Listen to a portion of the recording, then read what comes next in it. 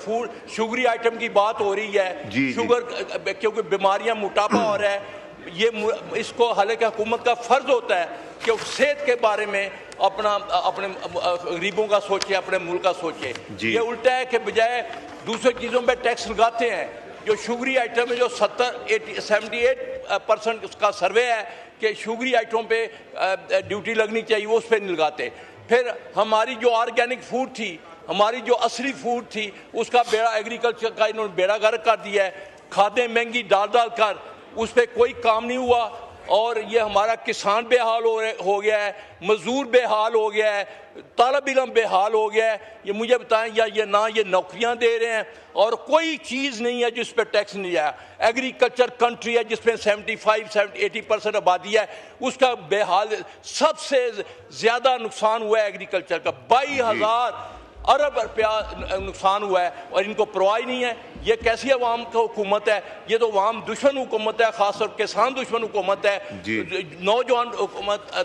तो मेरी अर्ज है कि खुदारा ये शुगरी आइटम जो है इन पे टैक्स ना जाए, ज़राअत को प्रमोट किया जाए, हमारी खादें सस्ती की जाए, ट्यूबवेल पानी पे, ताकि मुल्क जापान जैसा मुल्क, प्राइम मिनिस्टर साहब आप सुने, पंजाब जैसा अपना जापान जैसा मुल्क 600 रुपये की बजाय 1600 रुपया गंदम की कीमत देता है। कि मैंने कल को आपको इनको साइंस नहीं खिलानी, इनको मैंने वो अपना गंदम खिलानी है। कल को क्राइसिस हम कहाँ लाए थे, फिर ये इंपोर्ट करेंगे और ज़र मुबादला खाएंगे, अपनी जोड़ियाँ भरेंगे। और ये बजट तो है, ये शराफिया का गरीब का तो है, कुछ है ही नहीं है। बहुत बहुत शुक्रिया। थैंक यू जी। उमैर नियाजी साहब। जनाब स्पीकर, ये इस अमेंडमेंट के ज़रिए बेसिकली फ़ेडरल एक्साइज ड्यूटी को बेसिकली कलेक्शन के लिए बेहतर बनाने के लिए मैकेनिज़्म डिवाइस क्या कर रहे हैं कि रेवेन्यू डिपार्टमेंट के अफसरान को पंजाब में इख्तियार देना चाह रहे हैं कि वो जाएं दुकानों में जाके देखें। हालांकि रेवेन्यू डिपार्टमेंट का अपना एक काम है। आप अभी तकसीम के मुकदमे उनके पास कितने पड़े हुए हैं, नायब तहसीलदार तो मिलता नहीं, लोगों के सालों साल वनडे नहीं बनते। क्या उनकी वहाँ से कमाई कम हो गई है जो उन्हें आप एक एक्स्ट्रा एवेन्यू देना चाह रहे हैं कि वो जाके दुकानदारों को तंग करें, फ्लीस करें? तो इस तरह की हरकतों से फ़ायदा कोई नहीं होगा। देखिए, अगर आपने कलेक्ट करना है, आप अपने फेडरल का जो FBR का महकमा है उसको बेहतर बनाएं, उसके अफसरान की कारकर्दगी बेहतर करें। आर्टिफिशियल इंटेलिजेंस का दौर है, आजकल आप डायरेक्ट फैक्ट्रीज पे बैठ के मॉनिटर कर सकते हैं कि उनकी कितनी इनपुट थी, कितने यूनिट कंज्यूमर और कितना प्रोडक्ट बाहर हुआ। तो आप हर चीज़ एट सोर्स कंट्रोल कर सकते हैं। तो बराए मेहरबानी ये इख्तियार ना दें। आम आदमी वैसे पिसा हुआ है, ये दुकानदार को जलील कर देंगे, रिश्वत का बाजार गर्म होएगा। जी थैंक यू। आदिल साहब, आदिल खान साहब। अस्सलाम वालेकुम सर। वालेकुम सलाम। सर, मैं सबसे पहले तो वज़ीर आज़म साहब फर्स्ट टाइम बैठे हुए, मैं एक मुतालबा करना चाहता हूँ कि हमारे बलूचिस्तान के लिए अगर वाकई में वज़ीर आज़म साहब मुखलिस है बलूचिस्तान के लिए और कोयटा के लिए, तो कोयटा का जो पानी है वो दिन ब दिन ख़त्म हो रहा है, कंडरात बन रहा है बलूचिस्तान। और बलूचिस्तान के लिए अगर आप ऐलान करें बलूचिस्तान के डैम के लिए और साफ पानी देने के लिए, तो आपके हम बहुत मशकूर होंगे। आप आपसे रिक्वेस्ट करते हैं, बलूचिस्तान की नुमाइंदगी करके आए हुए हैं, तो सबसे पहले ये बता। और दूसरी मैं ये बात बताना चाहता हूँ कि फेडरल एक्साइज डिपार्टमेंट जो है इस पे आप लोग काम करें उस, और ये जो दुकानदारी है और ये जो चोर चकारी का जो एक रास्ता आप लोग खोल रहे हैं ये ख़त्म करें। मैं चाहता हूँ कि फेडरल एक्साइज डिपार्टमेंट को इख्तियारात दें, उसको सही करें, उस पर काम करें। इसके बावजूद कि अगर सूबे में लोग जाएंगे दुकानदारों को तंग करेंगे, उसको चोरी चकारी का एक और रास्ता खोले। जैसे आप मैंने पहले बात की थी जो बॉडी चेंज पे गाड़ियों पे, वो भी एक चोरी का एक रास्ता खुल जाता है कि ये जो करप्शन का, तो ये नहीं होना चाहिए। और मैं एक वज़ीर आज़म साहब बैठे हुए NFC अवार्ड को बढ़ाया जाए बलूचिस्तान का। आपको बलूचिस्तान का अमान का हवाले से पता है कि कितना हालात खराब। सर, मौका मिल गया, वज़ीर आज़म साहब पहले बैठे, फर्स्ट टाइम बैठे हुए हैं, तो लिख के भी दे दीजिएगा, कन्वे कर दूंगा सर। ठीक, thank you.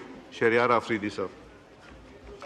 Thank you speaker साहब। स्पीकर साहब, इन अमेंडमेंट्स में जब स्लैब्स की बात आती है, जब FBR का रोल आता है, जब टैक्सेस की बात आती है, तो मेन बेनिफिशरी जो है वो कारखानेदार इंडस्ट्रियलिस्ट है। अब जब लेबर्स की बात आती है, सोशल कंप्लायंस है। सोशल कंप्लायंस में ऑब्लिगेटरी है कि मजदूर जो आपके खून पसीना अपना कुर्बान करके एक रियासत को सब कुछ देता है, उसके हवाले से prior to cold war agent system था। अब जो है एक नई इस्तिलाह इंट्रोड्यूस हो गई है जिससे मजदूर के बेसिक जो फंडामेंटल्स है उनको वायलेट किया जा रहा है। मजदूर का कोई पुरसाने हाल नहीं है। ILO की ऑब्लिगेशन है, हमने ग्लोबल कमिटमेंट्स की हुई हैं, चाहे उसकी जो भी इंसेंटिव्स हैं वो भी उससे ले लिए गए हैं।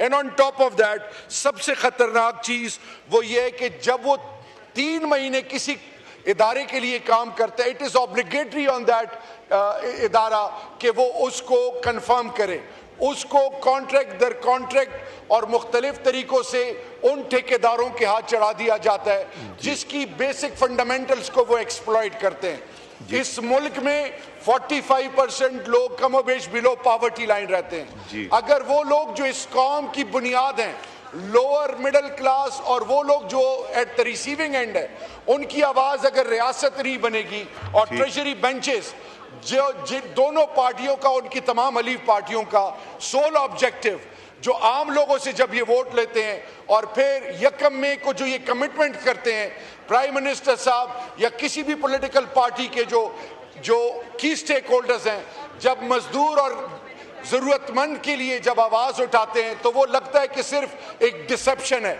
इसको हकीकत बनाएं। खुदा के लिए इनके डेली वेजेस के अलावा इनके बेसिक इंसेंटिव्स, इनका इंफ्रास्ट्रक्चर, इनको मुआशरे में ओनरशिप दें। इनको जिस तरीके से एट आर्म्स लेंथ रखा गया है, इनके बेसिक फंडामेंटल्स को जिस तरह वायलेट और एक्सप्लॉइट किया जा रहा है, वो डिमांड करते हैं। उनकी आवाज हम नहीं बनेंगे तो कौन बनेगा। मेरी कंसर्न स्टेक होल्डर से क्लियर रिक्वेस्ट है कि खुदा के लिए पाकिस्तान के मजदूर पर रहम करें और उसका हक दें। Thank you, ji. Now I put the amendment as moved by Mr. Mohammad Aslam Guman and others. The question is that the amendment as moved be adopted. All those in favor of it may say aye. All those against it may say no. I think noes have it. Consequently, amendment is rejected. Now I put the amendment as moved by Shahida. No, she was absent, so you drop ho gayi thi. Amendment as moved by Umair Khan Niazi and others. The amendment as moved be adopted. All those in favor of it may say aye. All those against it may say no. I think noes have it. Consequently, amendment is rejected. Faisal Amin Gandapur साहब भी नहीं थे, but मैं फिर भी कर देता हूँ. I think उसमें और नाम भी थे. The question is that the amendment as moved be adopted. Faisal Amin Gandapur साहब की. All those in favor of it may say aye. All those against it may say no. I think noes have it. Consequently, amendment is rejected. Now I put clause 9 to the House. The question is that clause 9 do stand part of the bill. All those in favor of it may say aye. All those against it may say no. I think ayes have it. Consequently, clause 9 stands part of the bill. There is an amendment in clause 10 standing in the name of Minister